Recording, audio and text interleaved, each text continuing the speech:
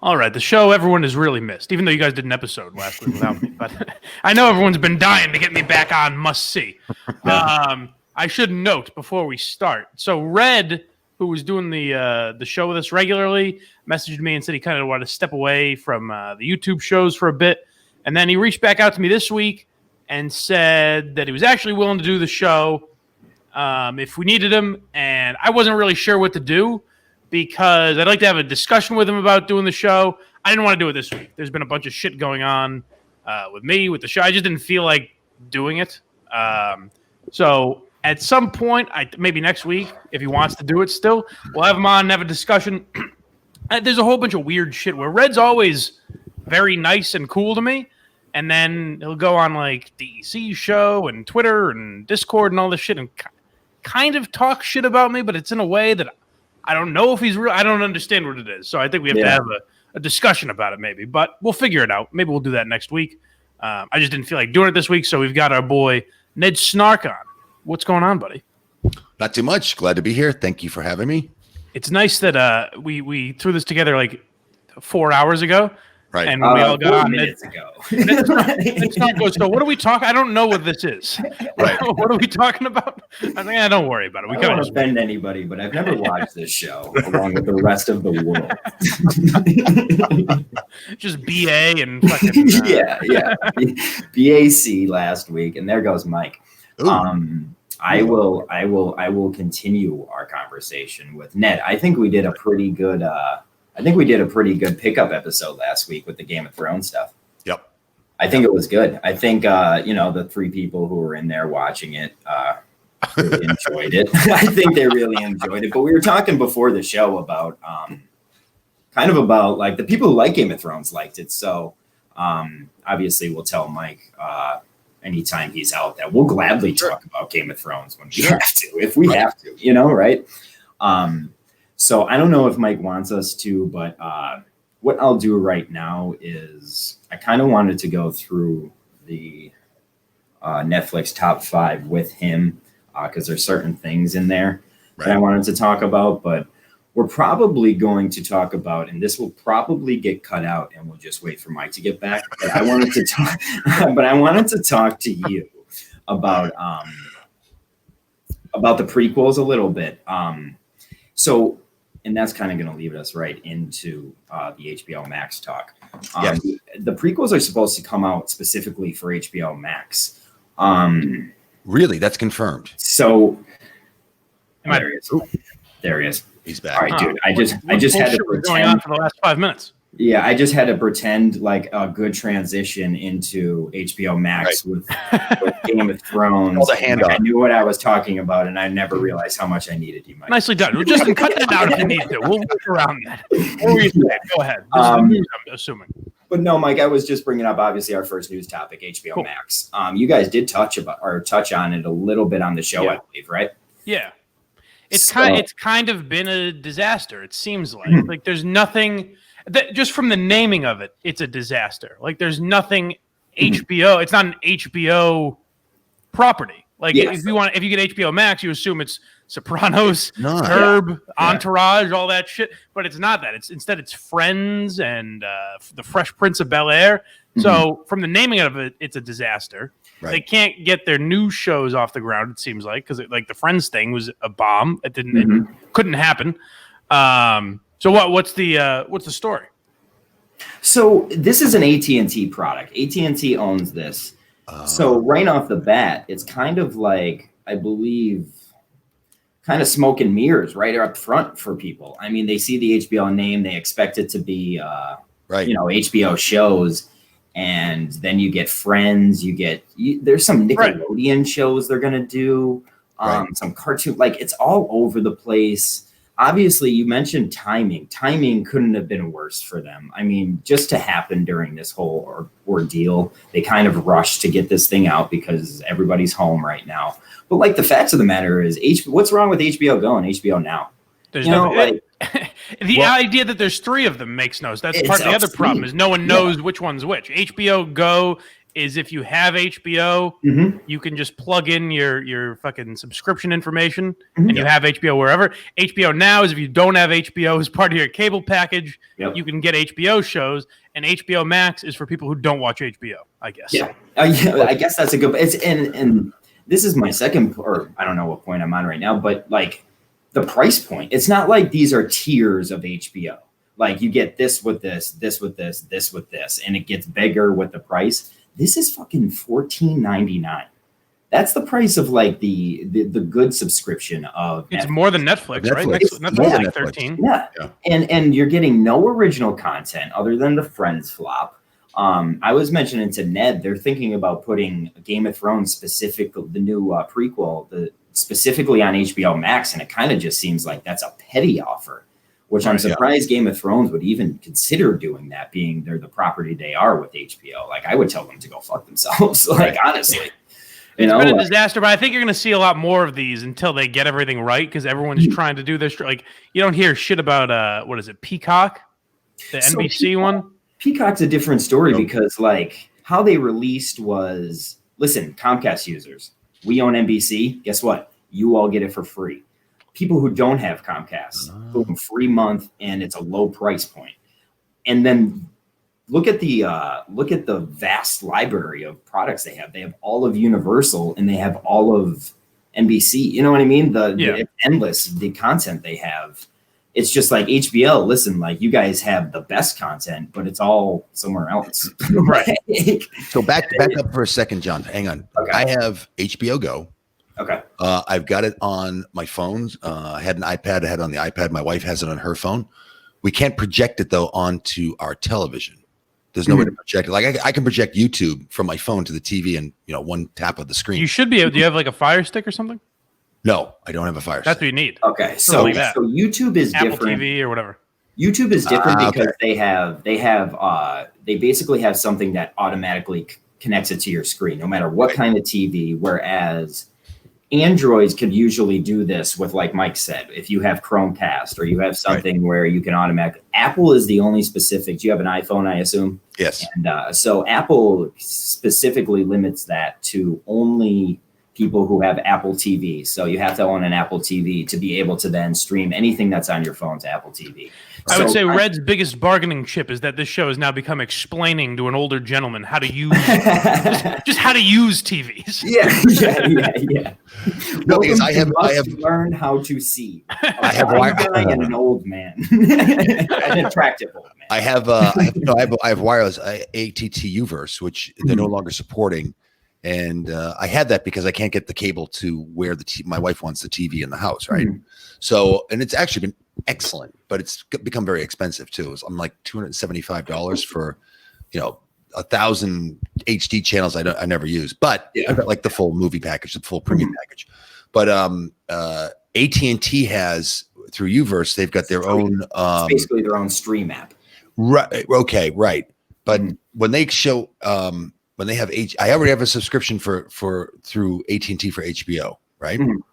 If I go on AT&T to look at recorded TV or something that it's out there, they don't have everything that HBO is carrying. So yeah, HBO has specific rights to, like, I have Comcast. Comcast has their own stream app. Sure. It's the same as yours. I used to have Comcast. Yeah, when you throw an HBO show on, it brings you right to HBO. Correct. So that's the Right. difference. Yeah. Yeah. Now, HBO Go does have things like, I don't know if you guys talked about this on the show, but they have stuff like the Snyder Cut of Justice League is going to come out on HBO Max. Really? It's kind of like small stuff like that that they had planned, but like Snyder didn't even start making that. Right. Sounds like it's so far out that they kind of were just like, oh, you all are trapped in your house here, So Yeah, maybe they'll figure out. I'm curious to see how streaming services go. Like if it eventually just becomes cable, where you can buy something where it's a package, where for $40 a month you get Netflix, Disney Plus, Hulu, and Amazon or something.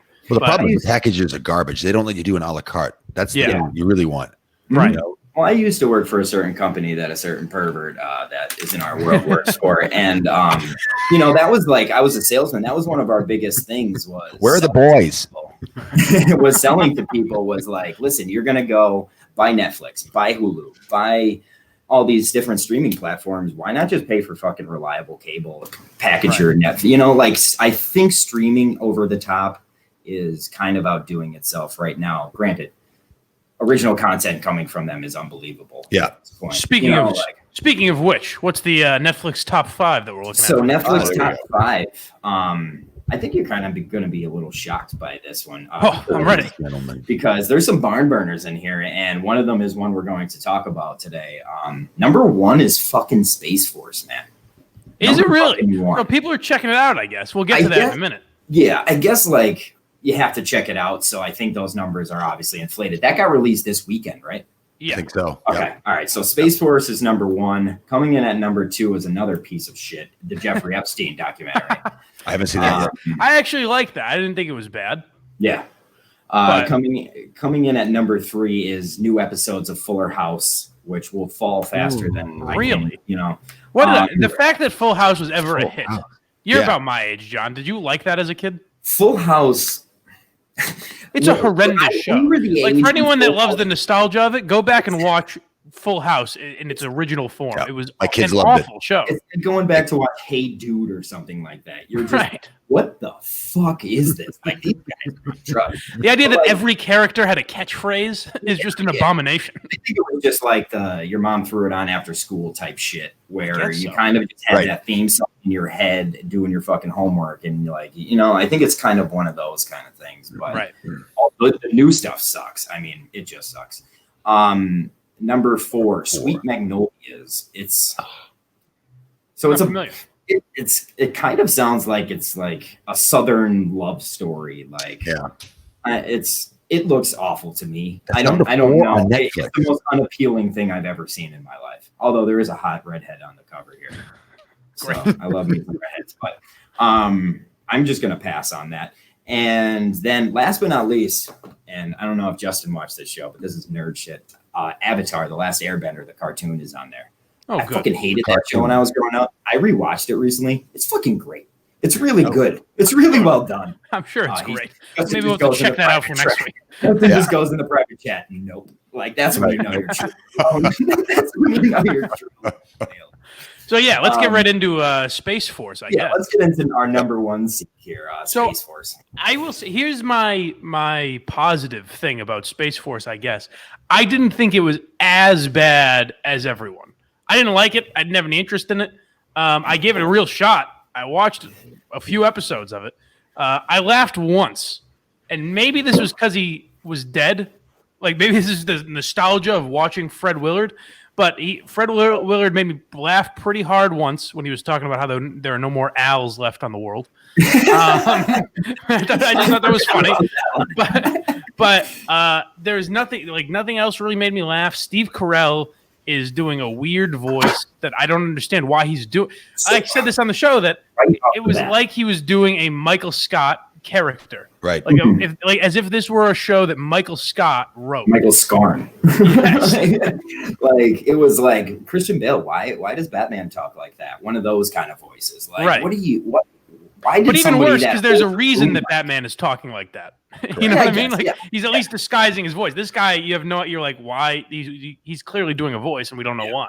Yeah. Plus, we got the line, "I'm not wearing hockey pads," which is one of the most historical lines. But to be honest, I'm finding that Steve Carell is kind of limited. I mean, if you look at all of his most famous roles, or besides Michael Scott on film, 40-Year-Old Virgin, and Anchorman, and I'm trying to think, is there anything? He was good in some of the serious stuff. He was good in The Big Short. Oh yes, Little Miss Sunshine. He was good. Here's the deal: like he's limited by the fact that he's so talented at the character he is. And it's just kind of odd for us to see him play that kind of character where he just like goes out of his skin for a sec. I think that was what it was with this character. Like it was Steve Carell trying to play, and this is a topic I want to bring up, that the show just had no identity. It was Steve Carell trying to play Steve Carell, but disguising himself from being Steve Carell. Like, there was no guidance in this show, no identity. The show it seems like never figured out what it was. No. And it was so when Space Force was released, everyone made fun of how ridiculous it sounded. And was like, is it really going to be treated like the Air Force? And that was kind of the joke. And it's like they took those immediate, 10 or 12 jokes that people would make Right. and stretched it out over 8 or 10 episodes, whatever the fuck it ended up being, stretched it out over a half-hour sitcom. And you're just kind of like, I don't get what this is. To double down on it, then the show advertises itself as a workplace comedy. Yeah. I was listening to Lights Camera Barstool, and that's what hung them up the most. It's like, how can you say this is a workplace fucking comedy? Like, Lisa Kudrow's in jail, which they never really explain why. Maybe they do in the later episodes that I didn't get to, but there's no ominous fact that like Fred Willard's character was dying on the show and then he died. Like, died in real life. I didn't realize like this show just had no fucking meaning, and it didn't know if it wanted to attack like, the Trump world. They didn't know if it wanted to attack the liberal world. Yeah, or if it was just trying to be The Office set in Washington. And like the fact it's Greg Daniels. Like this is a guy who knows his fucking. Yeah, like, Ian Carell were the creators of this. Yeah. And this kind of goes back to the fact that this show, which was made up in a fucking they put this together in a year, where most comedies take like 3 or 4 years to put together, because obviously comedies are all about your characterization and building that character. So like, I mean, even The Office took a year to like the first season is not great. The first episode of The Office, like, I'm from Scranton, man. Like, we fucking hated that show. We were like, what's this show about? Just a guy. Well, it was just almost a shot-for-shot remake of the British version. Yeah, exactly. And we were like, well, first of all, this guy's a fucking asshole, right? And then he grew into one of the most lovable motherfucking characters in the world. Like, you were like, I just wish I knew what he said in Panther. Like, you would never think that you would say that about fucking Michael Scott the first episode. Like, when I tried to make my girlfriend watch this show, she fucking hated it. And I was like, just get through the first season. Amy Adams shows up a little bit down the road. Just look at her. Like, I'm cheating by looking. You have not watched Space Force yet, right? Right, but I'm cheating by while you guys are talking. I'm looking at the user reviews on IMDb. Based on what we've said and what I'm sure you've heard plenty of like people shit on it all week. Based on that, will you still watch it just out of intrigue? I don't control the remote in my house, so you want to watch it anyways. My wife likes Walking Dead, Fear the Walking Dead type of shows, and she likes the Stephen on Hulu. She's following the Stephen King genre, which some of them have been good, others have not been very good. Okay. But I have to wait for her to go visit our daughter so I can watch all 6 episodes of the last season of Peaky Blinders. So right. The other thing what we do share though is we'll watch HBO, not HBO, but Netflix documentaries, because we have shared interests, but we do kind of like the rhythm of a series. I don't think this one would appeal to us because it seems political, and we're trying to depoliticize with everything. What's odd? It's kind of not political in a weird way. That's which the is reviews I'm reading bizarre. from what you guys are saying. Yeah. But the other thing that fascinated me about the show was how they're able, I guess, if Steve Carell if you say Steve Carell's creating a Netflix show, do people assume guess how much money? How do you get all these people attached? Guess how much money he made? How much? $1 million an episode, right? Yeah. $1 million. I would be the worst if I had to be the worst character in the world to make $1 million an episode. You're the smartest man in the world. You know what I mean? Like, and the sad thing is, I think Steve Carell actually tried with this show. It just like we've said 1,000 times by now, it just had no fucking identity. And when the show has no identity, no one can connect to it, and you're just fucking lost. Right. Yeah, guys, I love Fred Willard. Obviously, I like Ben Schwartz. Like, that was the most throwaway character of somebody who was actually fucking funny on the show. They used him like, okay, enter Ben Schwartz, make a joke, get the fuck out of here, Ben Schwartz. Like, it's kind of just be Jean-Ralphio or something. Coming off of a guy who Jean-Ralphio kind of showed the fact that he can be funny, and then he does Middleditch and Schwartz, and you see that he's fucking talented. Yeah, he's very. And then you use him like that, it's kind of just like I guess this show did get him that stand up though. So. Oh well, then good.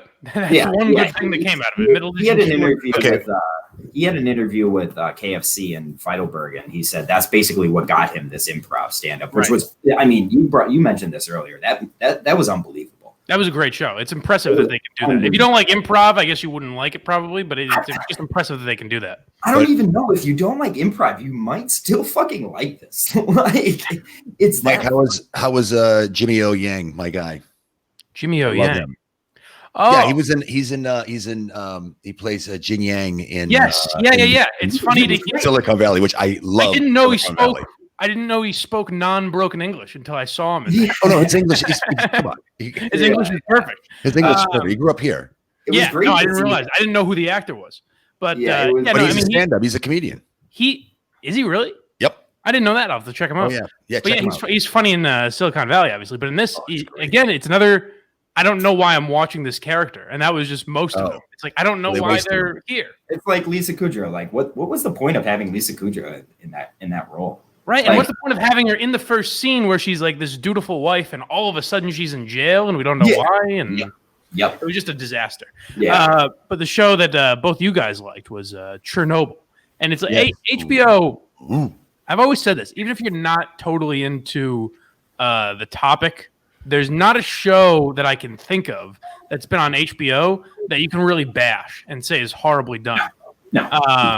But you guys loved Chernobyl. Chernobyl, it's the perfect type of series, 5 episodes. Like we talked last time I was on, was Waco, where it's like you can just, if you want to, you got a boring Friday night, you can crank it out in an evening. That's what I'm saying. Like, you could turn this show on and hate it and just get rid of it and not care a wisp of your, you know what I mean? And then if you love it, you could just pound it out in one night. That's the kind of show. Like, those miniseries are great, and this miniseries won a bunch of fucking awards, and deservedly so. Yeah, I know you were a fan. That Snark. What were your thoughts? Well, as someone who lived through it, you guys weren't even like a glint in your dad's eye back then. This was so. I mean, we read about it afterwards, and of course, after the fall of the Soviet Union, more information came out. But embarrassing and sad to say that a lot of people probably, unless you're in the scientific or the nuclear physics community, didn't really read it. This series was every episode, 5 episodes, each one appallingly frightening. Like, holy shit. You had no idea how close it came to, like, making all of Europe just uninhabitable. Right. And the cast was fantastic. Freaking love the cast. Jared Harris, he's one of my favorites because I like Mad Men. He was in Mad Men. He was great.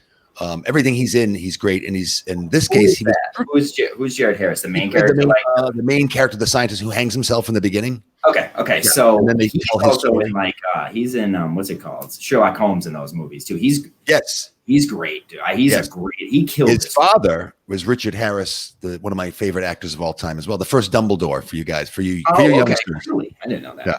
But and killed his role. He was fantastic. Like I said, the cast was great. It was every episode was extremely gripping. Like you didn't look away, right? Yeah. Like everything was really important. And if it's true, and of course the Russian government has said no, this is American propaganda. None of this is true. And they were supposed to come out with their own version of Chernobyl since this was so popular. Right. I haven't seen that yet. No. But what I liked at the end, maybe you guys did too, is because I always enjoyed science and physics in high school and in college, but I loved, although I did forget, but the symbol for K on the periodic table during the trivia night with DJ. But I did love how they walk through how a nuclear reactor works. Yeah, when he's in the helicopter and he's like, dumb it down for me. I think their dynamic, the scientist and the whatever that guy was for the Russian. Stellan Skarsgård. Yeah. Their dynamic throughout the whole thing was unbelievable. It's so good. What's his name? So this won 15 awards. I mean, that's Emmys, primetime Did it Emmys. really? Oh wow. Yeah, that's not just Emmys. So that's Golden Globes, that's everything. But 15 total awards. And my girlfriend, I've been telling my girlfriend to watch the show for 6 months. Finally, they're literally rewatching it right now. And she's in shock by it. I mean, like the scene where he first is in like the Russian building and he's there for his first meeting and he slams his fist. That scene where he gets handed that paper and you could just see in his face and that like buzz noise is going on. I'm like, I mean, how do you not give that guy an award after seeing that scene? I mean, it was the best acting I've seen in so long. He killed that role.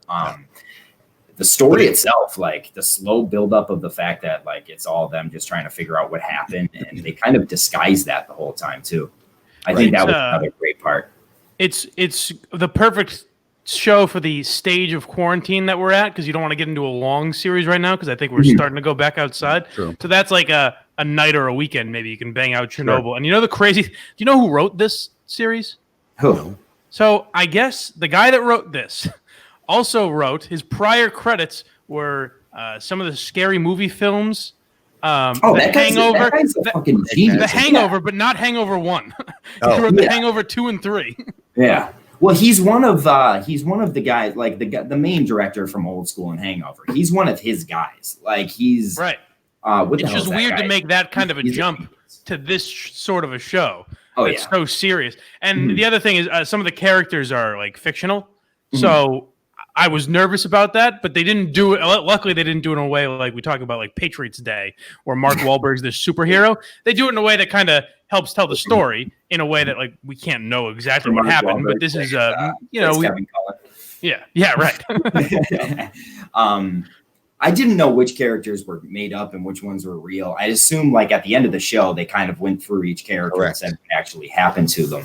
Correct. But like going from episode 1 to episode 4, the just blatant, like seeing the guys who were in the reactor and then seeing what their bodies looked like by episode 4 is the scariest motherfucking thing I have ever seen. And then like him breaking down what happens to your body when that occurs, him breaking down what if the reactor had the super implode or explosion, like what would happen to fucking all of Europe? Like all of Europe. It was fucking terrifying, man, because I live in Pennsylvania. Like 3 Mile Island is close to me. Like I would have been one of those people if that fucking, well, I wasn't born then, but I wouldn't have made it. It was the reactor that's still at Chernobyl and it's been entombed. Was a Russian built prototype. The West didn't build nuclear reactors, anything like that.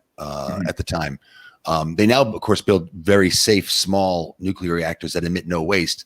But what they did a really good job with was the character of Emma Watson. She was was she in Belarus? She was not in Russia. She was in one of the bordering city states, maybe the Ukraine. No, it was in the Ukraine. She was in Belarus, which bordered the Ukraine, and she's the one who like detected radiation where she was at. She's a composition of a number of the scientists. So she's of the so core, they did stuff like that. Yeah, of the core characters, though, she's the only one like that. All the others were real. Were virtually based off. Yeah. So she was a composition. So I want to get to this Jimmy Fallon stuff in a minute, but first I'll sell you guys on one show, and then I just want to mention another one that we talked about watching, John, and that's one of my favorite shows ever. But I want to mention just one thing. Real quick about it, because I didn't watch the whole last season, but we'll get to it in a second. But first, I'll sell you guys on that show, Never Have I Ever. I watched it and liked it a lot. I would say maybe like a good date night home with the girlfriend kind of a show. Before you sell it, this is season 1, right? Yeah, there's only been one season. That's huge. It's produced by Mindy Kaling, and here's how I would describe it: it's produced by Mindy Kaling, not written by Mindy Kaling. You can kind of tell it's not as funny as the episodes of The Office that Mindy Kaling wrote, but it's pretty funny, and it's probably more for younger people. Like if you're still in high school or maybe just out of high school, you'll probably find it much funnier than I did. But there's some funny shit in there. Like Ned Snark, I don't know if you would love it. As an older gentleman, because it's about a 16-year-old girl. I was going to say, I'm sorry, but the complicated life of a modern-day first-generation Indian-American teenage girl inspired by Mindy Kaling's own childhood. Do you think you could relate to it? Oh, maybe it was written by Mindy. Maybe I'm wrong. Maybe it was written by Mindy Kaling. I could be wrong about that. I thought she just produced it. But IMDb is like having a cheat sheet, by the way. Mike, this is the one that was in the top 5 a lot, and we talked about it, right? Yes. Okay. Yeah. Okay. So I would give it like a solid B. Okay. So if you got nothing to do and you want to check it out, I think it's decent. It's pretty funny. It's like a Mama Mia slice. Those are the Before- shows that I filter through my. I'm like, listen, watch the show if you like it. Like I Tell me if you filter like them it, through yeah. my girlfriend, like because it's like she would like that, and if she would like it, I would like. That's how I always use those shows. All right, before you go on to Jimmy Fallon, though, Mike, I got to Yes. sell you on one because I don't Oh, think you've please. seen it, and it's kind of up your alley. Although Okay. the time period is Game of different. Thrones. No, Marvelous Miss Maisel. I've Oh, it's heard of great. it. You got to Tell me see about it. Tell me It's about it. Hulu. It's on Mike, Hulu. that the story- stuns me that you haven't seen Marvelous Miss Maisel. That's I know. right. great. I'm very judgmental based on the title. I assume I wouldn't like it. Okay. Well, Steve would hate it because it takes place around a Jewish family in New York City in the 50s. So Okay. everything Steve hates, New York, Jews, right? Right. So what happens is the story revolves around a woman who lives in a really nice building. Her parents are close to her parents, and she has what she thought was a happy marriage.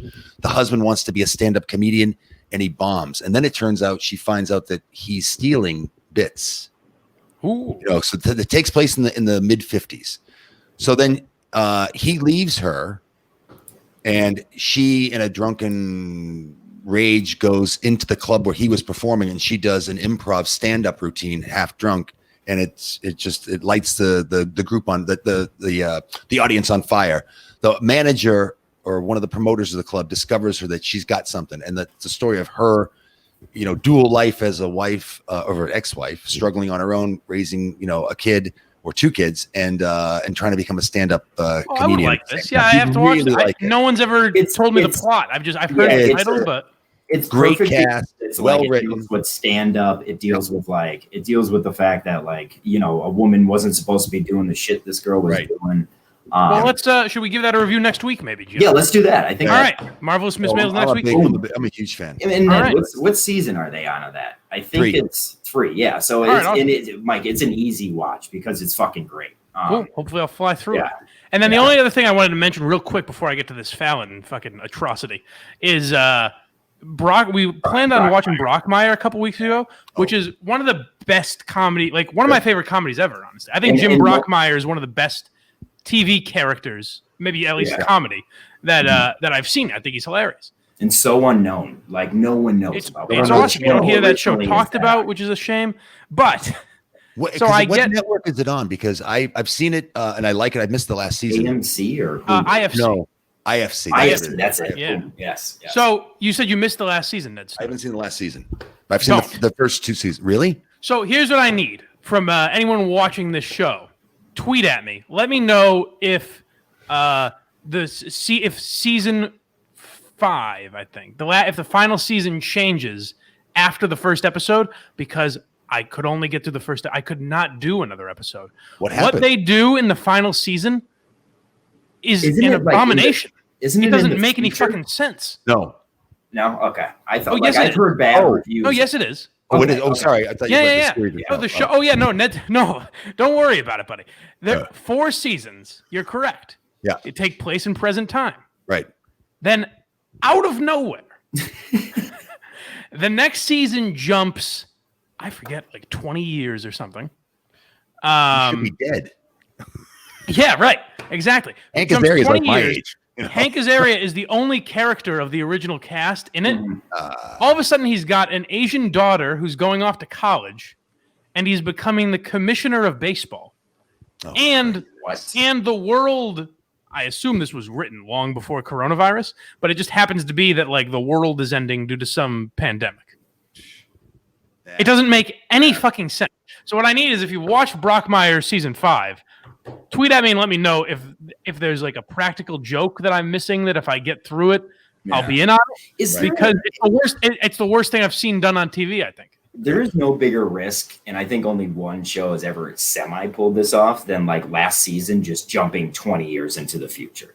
Like the one you think obviously, pulled it off? Parks and Rec pulled it off. Yeah, Kind of. but it's not. I mean, Parks and Rec the Kind last of. couple seasons weren't as good as the others, Yeah, I would say that. but they didn't. They did it well. They I did see it what well. you're saying. They did Like, it. They the did it well. Yeah. The last episode when John Ralphio was at his own funeral, like that's the kind of shit like people just wanted to see. Like, don't be suspicious. Like that's the shit that like Parks and Rec pulled it off, you know. But Yeah, like, it wasn't like this. Well, this would never happen. This doesn't make any sense. exactly. Well, Like we're Leslie becoming Knope probably president. would end up as Well, president. all right, maybe that's a little much. Yeah. But But yeah, like How I Met Your Mother, they didn't do it in the last season. They did it in the last episode, where they take you through the next 20 years of these people's lives, and they're like, "Hey, remember the previous 9 seasons? That was all bullshit. Like, there was no character development. None of these people grew. It's all right back to where it was episode 1, except they have kids now, pretty much. Right. So yeah, I need people to tell me about Brockmire because that was an abomination. But no, before you go jump, ahead. Who's a huge fan of Brockmire? Menners. Who's that? He's really looking forward to us talking about Brockmire. I guess he's a huge Menners, you said? Yeah, Menners loves it. He said he was looking forward to us talking about this episode. I'll have to ask him about the last season then, because Definitely. maybe there's something I didn't get. It's an atrocity. Yeah. If I'm not mistaken, unless I'm incorrect. But now let's bring up this Jimmy Fallon thing. Sure thing. I'm going to hop on for this just so I can direct you. Oh, please do. No, feel free to comment as well. But yeah, so Jimmy Fallon, we briefly mentioned it on the podcast, but Jimmy Fallon did this. So he apologized for doing blackface, it wasn't actual blackface. He was playing Chris Rock in a sketch 20 years ago, but he felt the need to apologize, even though no one was really going after him. It was a hashtag on Twitter, but he was never going to lose his job. Lorne Michaels wasn't going to fire him from the Tonight Show over this. Mike, have you seen this? The apology? Yes. Oh yeah. It is bad. I just watched it. I'm aware. Bad. The worst part is, Mike, my girlfriend made me watch this last night thinking it was great. That's the problem. That's rough. That's a problem. That's rough. People have been telling me about red flags this week. That's a red flag. So Jimmy Fallon apologized, and then for some reason felt the need, even though again there was no real heat, it had died down. People were a little distracted by some other things going on in the country. Yet Jimmy Fallon felt the need to do this. I guess just play it right from the beginning, Justin. Sure thing. Sorry. Welcome to the Tonight Show. Seeing what is going on in our country, I'm not going to have a normal show tonight. Now, just to be different kind of clear, show. he's I'm not. gonna start this Justin's podcast. not fucking up with the volume. It's him basically just kind of whispering. And It's talking very, in it's very quiet. a very tempered. Can I manner. comment real quick? Where Yeah, the please. fuck is he? He's in it. To be fair, he's in his house. They're doing it from. They have to do it from their house. It's He looks like he's in the Did Shire he or bring something. his shelves for his childhood over there? Like, what? He found the most relatable corner of his home. We all have one of those. He's in Let's keep going, Hobbiton. Justin. And then expand out, because that's where we all need to start, with ourselves and looking at ourselves in the mirror. And I had to really examine myself in the mirror this week, because a story came out about me on SNL doing an impression of Chris Rock in blackface. Pause. Not a story. The story didn't come out about you doing it.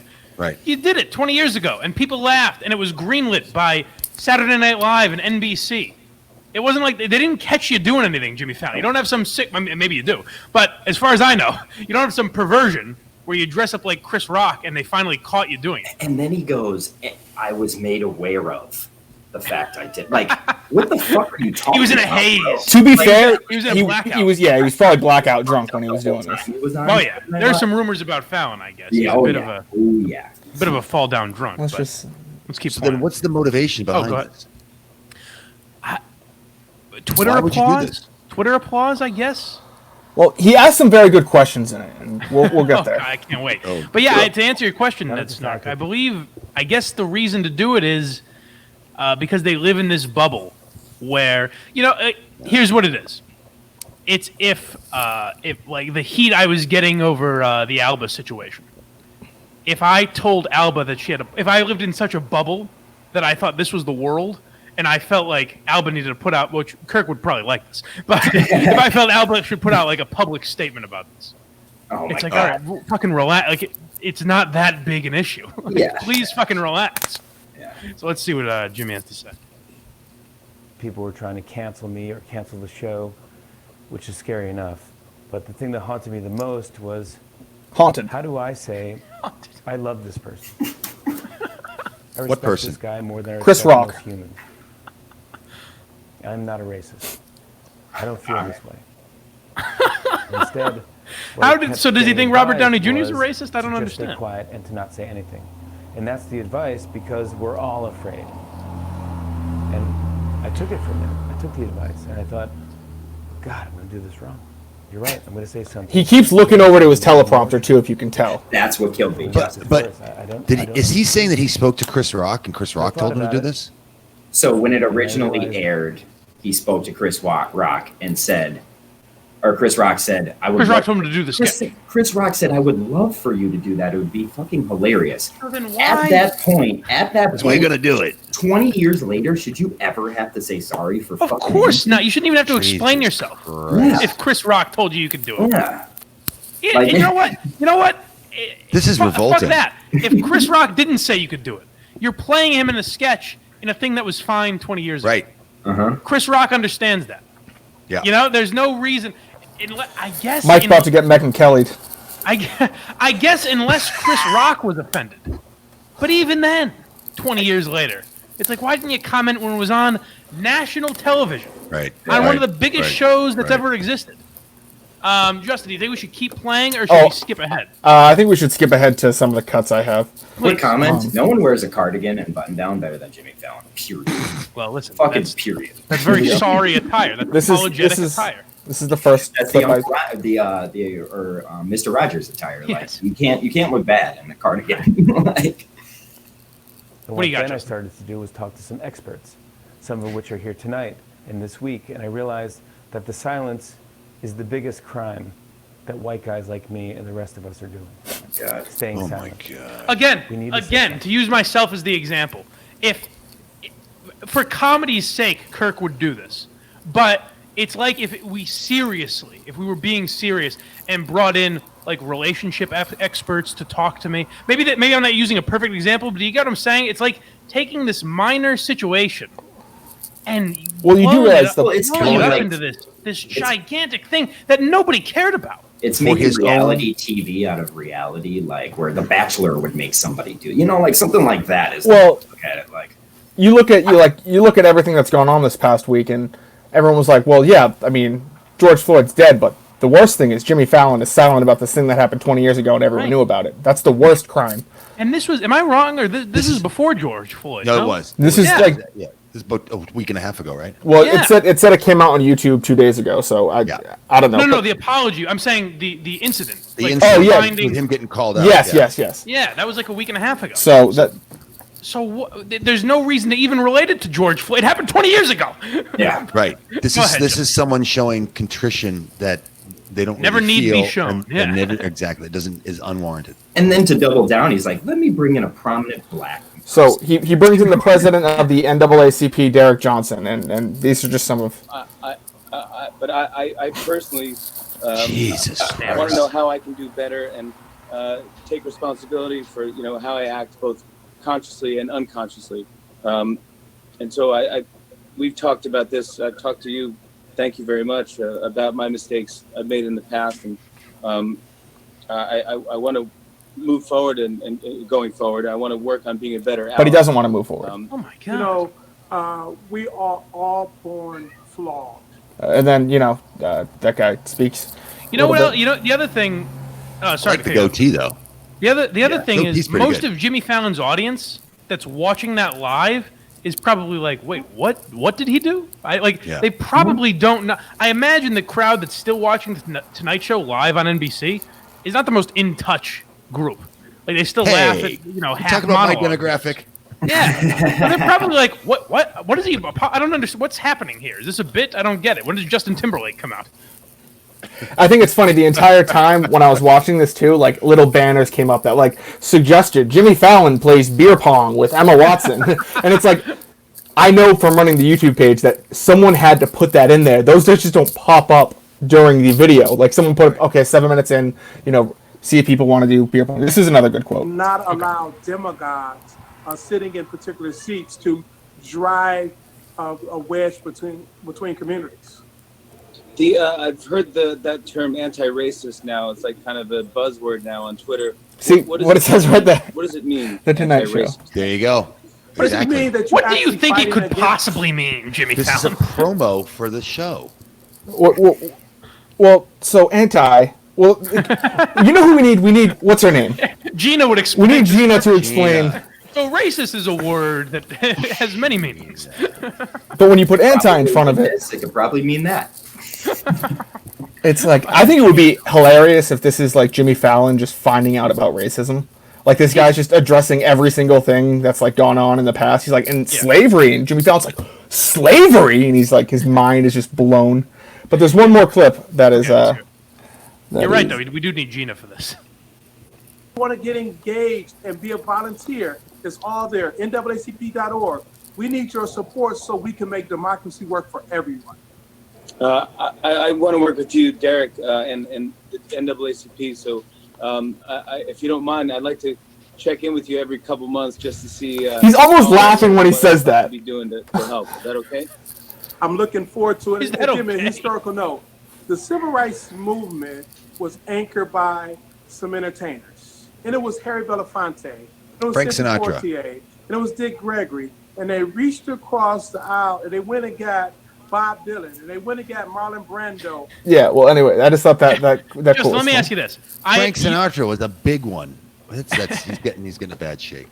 If he doesn't, if he does not call this guy every couple months to check in, Justin, you have to give me $5. If he does, I have to give you $12 million. No, Would you take that bet? there's no when he's saying no, I wouldn't, because when I was watching this, he's almost laughing. It's almost as if when you say, "Hey, Justin, next time don't fuck up the intro," and I'm like, "Oh, okay, yeah." Like I'm obviously not going to try to fuck up the intro. Did you ever see Mr. Deeds at the end of Mr. Deeds? He gives all the money to just that, and it's basically like the NAACP, and that guy like has a heart attack when he sees the check. That literally would do more for what's going on right now. Jimmy Fallon could have done that. He's and got helped the world boatloads of money. more and helped the world more than what he did. I'm Instead sorry. of calling this guy every couple months. Well, I'd like to keep the NAACP. Oh, now it's time for the NAACP segment, because remember how 21 years ago I did blackface? It's going to be like a monthly bit now he does. Jesus. It would be funny if next time he Now me and comes Jason out in Momoa are gonna blackface. throw water at each other's faces. I can't believe. I hope I get some sort of a segue to bring it, because I'd love to hear Kirk break this down, because I can't believe we didn't get to it. This is unbelievable. Like, I can't believe this exists. This might be the most embarrassing apology that's happened. This is like how something like well, this is as corporate as you get. I mean, Jimmy Fallon. I mean, who does he work for? NBC, I'm sure. Yeah. Like this is as corporate as you get. Like the apology letter, the apology statement. Just because they have to fucking check off boxes and it makes you look worse. This is Entercon to a T. Like, you know what I mean? Like, this is how stupid ass boardrooms figure shit. But this is also, he worked for NBC while this happened. This is like Kirk telling Mike to go do something. Yeah. This is like Kirk telling Mike to go do something, and then him literally being like, tomorrow being like, "Hey, Mike, remember when you went to that casino and fucked with Rich Keefe? Yeah, that wasn't cool. Little did you know, in 20 years, that wasn't cool. be fucked up. Well, listen, It's not like that. It's like making me publicly apologize and then speak to like Gamblers Anonymous fucking professionals. It doesn't make any fucking sense. frankly, I think if Kirk studies this, he may have learned a lesson on how he could have handled, the Aaron Andrews situation. Yes, I think there's some good insight. I think had he got someone from now, that's it. to talk to him, might have He could have learned a lot more.